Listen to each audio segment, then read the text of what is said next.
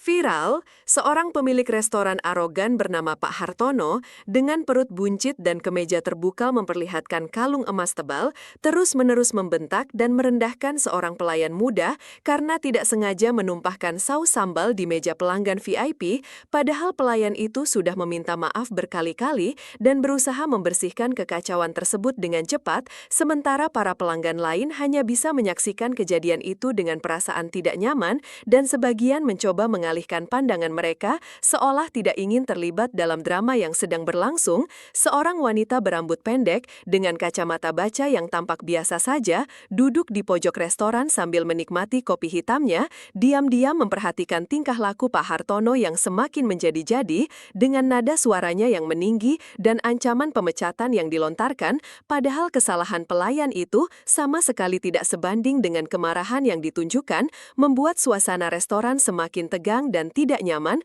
apalagi ketika Pak Hartono mulai mendorong pelayan itu hingga hampir terjatuh, seolah melupakan harga diri dan kemanusiaan, sementara si pelayan hanya bisa menunduk dan menahan air mata, merasa tidak berdaya menghadapi amarah sang pemilik restoran yang terkenal kejam dan tidak berperasaan. Namun tiba-tiba, wanita berkacamata itu bangkit dari kursinya, berjalan dengan tenang mendekati Pak Hartono yang masih terus mengomel, lalu dengan gerakan cepat dan terarah, melayangkan tendangan memutar tepat ke arah wajah Pak Hartono, hingga pria itu tersungkur ke lantai, kacamata bacanya terlepas dan terbanting, memperlihatkan sorot mata tajam dan dingin yang tersembunyi di balik lensa, sebelum akhirnya ia mengeluarkan lencana dari balik jaketnya, menunjukkan identitasnya sebagai seorang anggota polisi wanita yang menyamar, sambil membentak, "Anda ditangkap atas tuduhan perlakuan tidak menyenangkan dan percobaan penganiayaan," membuat semua orang di restoran terdiam dan terpukul, sementara pelayan yang tadi dipermalukan menatap dengan mata berbinar penuh harapan dan keadilan.